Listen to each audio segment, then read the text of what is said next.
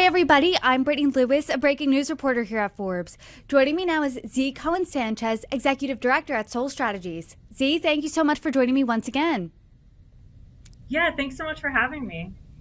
Huge news from the Democratic ticket this week. Vice President Kamala Harris officially announced her running mate, Minnesota Governor Tim Walz. What's your reaction to the news?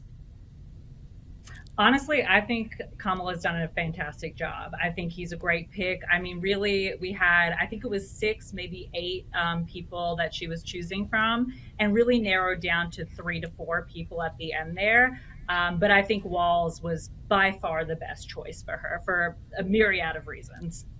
Well, let's get into it. What are those reasons? What exactly is he bringing to the ticket? Because solely by the numbers, Minnesota's already a blue state, and the top 3 finalists were reportedly Governor Josh Shapiro of Pennsylvania. That's 19 electoral votes in Pennsylvania there. Arizona's Senator Kelly, and his state has 11 electoral votes. Both of those are swing states. And then you have Minnesota, which is a blue state, 10 votes. What's he bringing?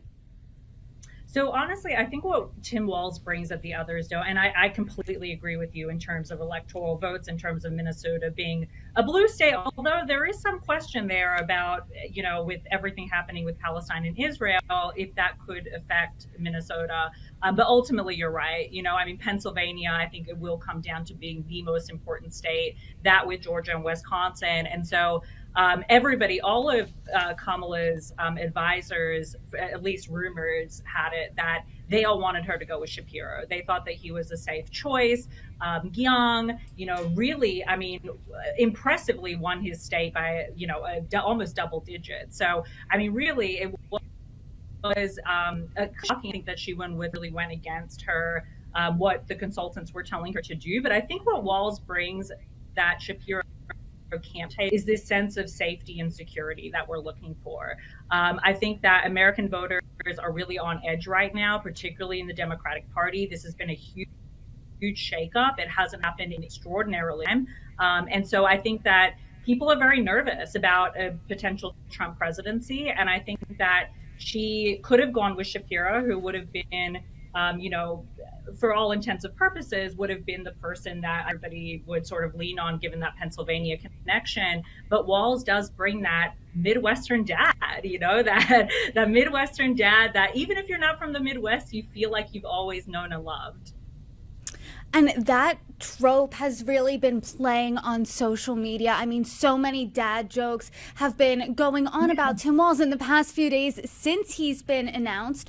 But out of those top 3 finalists there, he was the least known candidate. Do you think that this works for or against him and the ticket at large?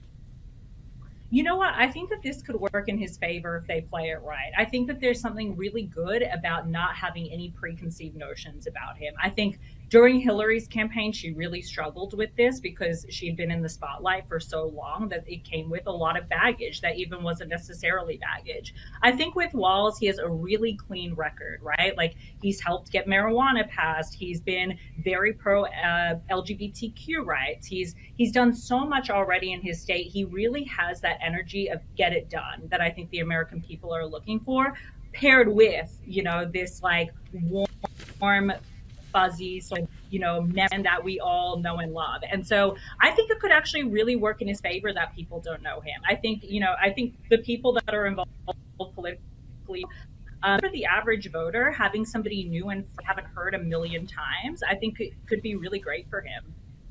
To your point, he does have a very progressive record as governor. I want to read a litany of some legislation that he's passed during his time in office. He provided free breakfast and lunch at Minnesota schools, banned conversion therapy, codified abortion rights in his state, ensured protections regarding gender-affirming care, legalized marijuana, passed universal background checks, signed legislation for tuition-free colleges in participating universities if a family makes below a certain amount of money, just to name a few things. So as him being a progressive, as Vice President Kamala Harris being more progressive, having a more progressive record, how do Democrats attract more moderate voters, more maybe disenfranchised Republicans, and more independent voters? That's a great question. I think that they really have to lean into this message of we're all in this together. And I think Bernie Sanders did that the best back in the primaries. His literal slogan was not me, us. And I think that, back in the day, before MAGA came along, that was very much a big part of Republicans' messaging too, in a way, right? Was that we're not just in solitude here, we have to do for the community. Now that we have MAGA, can please stay from that message. But I do believe that if they really push that message of, you know what, yes, we provided free school lunches, and actually that's a good thing. There's no reason to argue against kids being able to eat in schools. And I think if they just continue to push that messaging, along with the fact that he has such a great record of getting stuff done, even if it is early things that people wouldn't necessarily go to first and foremost, just known so much since he's been elected is going to really, really help both of them. Republicans have seemingly started to attack Tim Walz on a few things, and I want to get your reactions on each. So, Vice Presidential nominee on the Republican side, J.D. Vance, did say this about him and Kamala Harris.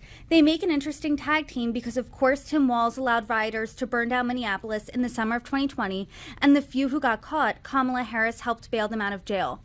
What do you think the Democrats' response should and could and will be when the GOP is running ads with images and video of Minneapolis, essentially businesses burning, and the chaos that ensued after the murder of George Floyd in summer of 2020?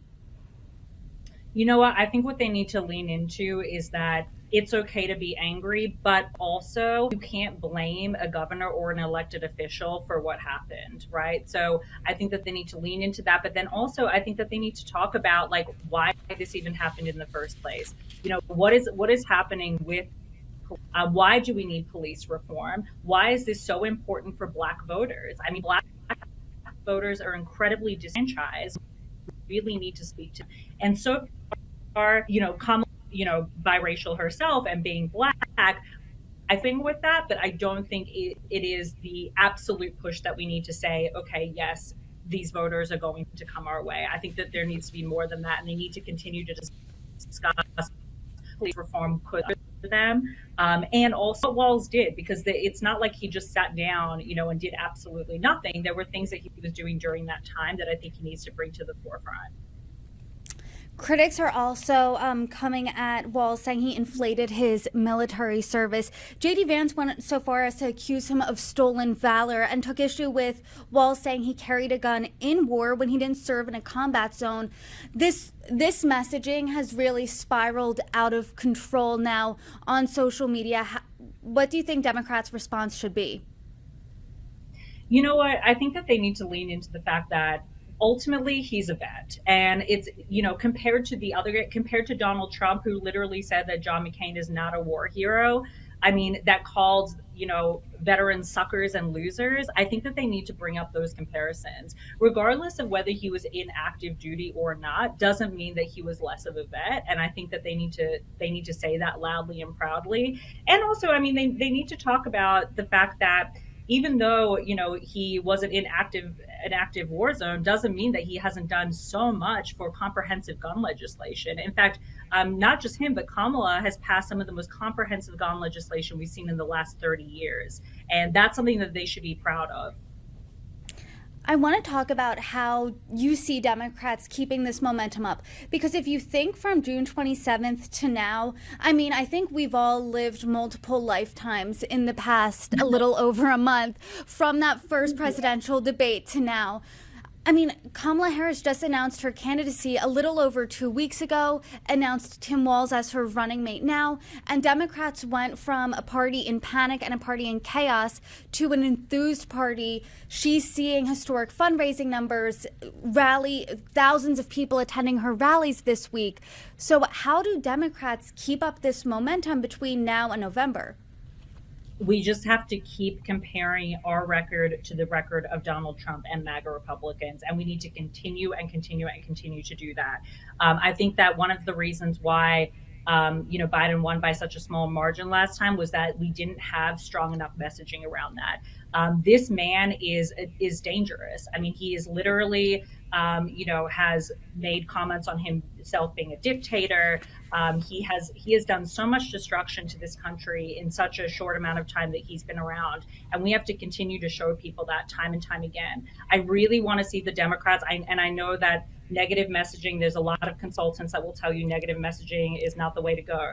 But I do think that it's not negative to tell the truth. And the truth is that Donald Trump is a rapist. He is somebody that has had 27 women come out against him over the past 3 decades, accusing him of rape and or sexual assault. He has been liable for sexual assault. He has said insane things about young women, particularly what he said about walking into little girls' changing rooms at Miss Teen USA. These are all the things that we need to continue to bring up time and time again because they're true.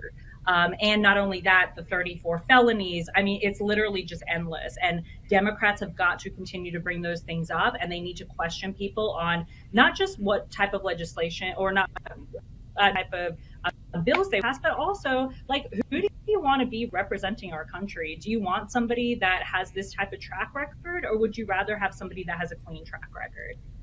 What do you think happens after what appears to be this honeymoon phase with Brett Summer and Vice President Kamala Harris and Tim Walz as that Midwestern dad, and then they face real questions of voters saying, hey, I mean, I can't afford my groceries like I used to. Hey, I have real concerns about the economy. I have concerns about immigration. I have concerns about this, that, or the other thing. They blame the Biden-Harris administration. How do Democrats answer on policy?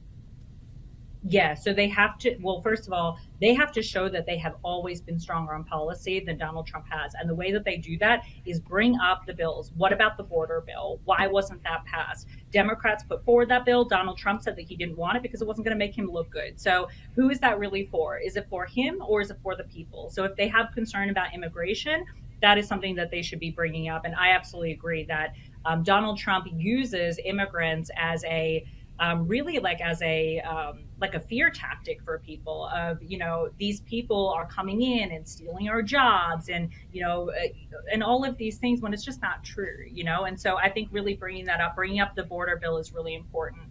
Same thing with the economy. I think it's really important for people to understand that Donald Trump wants to raise tariffs, which could literally end up making things so much more expensive than they even are now. And also, it's very difficult to blame somebody like Joe Biden when we had global inflation. And so I think really explaining that to people goes a long way because, for so long, the American people have been talked down to and, are seen as stupid. And I think that, the American people deserve to know the truth. And that is the truth. I don't think I can say it enough times of how historic and unprecedented the past few weeks and this election and this point in history really is. But do you think, because historically vice presidential picks don't matter, they only hurt, they don't really help, do you think it's different this time around because of the historic nature of this election and Vice President Kamala Harris's short candidacy? Definitely, but also because of how stark the differences are on each side. I mean, the fact that Trump picked somebody so polarizing like J.D. Vance with such a questionable track record. I mean, all of the things, I don't know who gave him that advice. I think it was awful advice, honestly. And honestly, I would not be surprised, I'll say here right now, I would not be surprised if he switches that VP pick in the next couple months here, or even the next couple weeks, because I think that what he's seeing is that J.D. Vance is not helping him to accelerate. And I think that that's going to be an issue for him.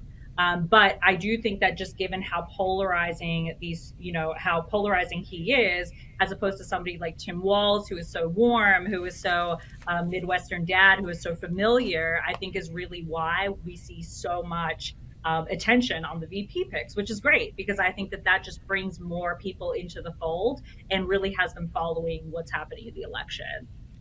Zee Cohen-Sanchez, I appreciate our conversations per usual. Thank you so much for joining me, and I hope you can come back soon. Yeah, thank you so much, Brittany.